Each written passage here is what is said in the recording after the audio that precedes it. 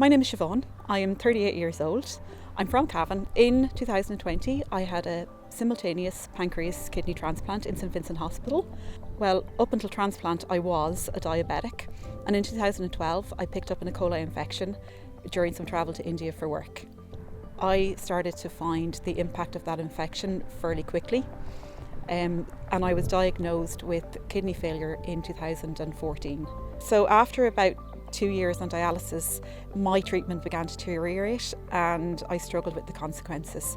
Living with organ failure is hard, but there is hope. I always felt that while one part of my life wasn't exactly easy, it didn't have to have an impact on every part of my life. There's always joy to be found in life. You just have to accept the hardships and try and make peace with them. When I think about my donor and my organ donor family, it's with an outpouring of love and gratitude from the very depths of my soul. And I can only hope that some of that sentiment reaches their own hearts. And I like to think of my dad and my donor hugging it out in heaven, as I would hope to at some stage. Death is a tragic thing.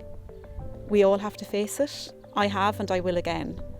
But if you can leave the legacy of giving someone a life back who otherwise would have lost theirs, then regardless of anything else, that will have been a life well lived. It was when I was in 6th year studying for my leaving cert, the GP noticed that I'd quite high blood pressure. So because I was otherwise quite well and, probably stressed studying and things, they just thought it was falsely elevated that time. But then the leaving cert came and went, and still I just was really tired. The blood pressure was still up and I was just quite unwell, getting lots of little infections, energy was very low. So I went back to the GP then in 2013, and when I mentioned that my dad had 2 kidney transplants, and the first when he was just 23, the GP started to think that this could be what was going on. So it was a C3 glomerulonephritis, and it was a genetic disease that I'd inherited then from my dad, so I had to kind of go on to dialysis and onto the transplant list. I received the kidney in 2017, so that was 3.5 years ago. Then post-transplant, it took a few weeks for me. It was kind of quite a slow start, but then it just felt like I turned a corner and I just felt like I could do anything again. I guess I felt like someone in their 20s for the first time. I'm Tomas. I'm 21 years old, and when I was 17 I was diagnosed with primary sclerosing cholangitis, and in 2020 I had a liver transplant.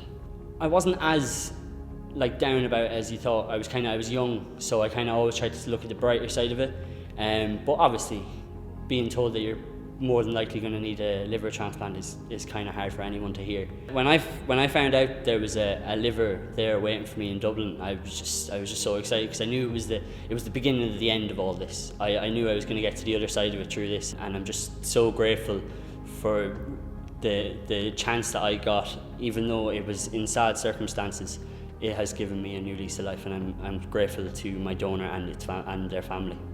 I was diagnosed with alpha-1 antitrypsin in 2010. When I was told I needed a double lung transplant, I was sort of in shock, didn't know what to expect, and I was asking myself, why did this happen to me, and I was healthy all my life, and training, doing everything, keep myself healthy, fit, and then when you're told these words, when I was on the transplant list, I had 8 false calls, potential donors were available, and that, so 8 times I was up ready for tear, but unfortunately the lungs didn't suit, or they suited somebody else. But in November 2013, my 9th call, that night I got my double lung transplant. My favourite saying is, my organ donor is my favourite person, they're my hero.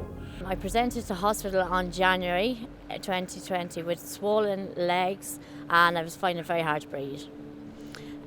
With that then, I discovered I needed a heart transplant. Before all this happened, I never really gave organ donation a second thought, really, but now I understand the importance of it, and I urge each and everyone to donate their organs if they can. My family, friends, everyone does it now. They all are so aware of the importance of this. They say life begins at 40, and for me that really is the case. And I intend to live every day as best as I can. I'm delighted that my mum made it through it and that she got a heart and all that. I'm just delighted.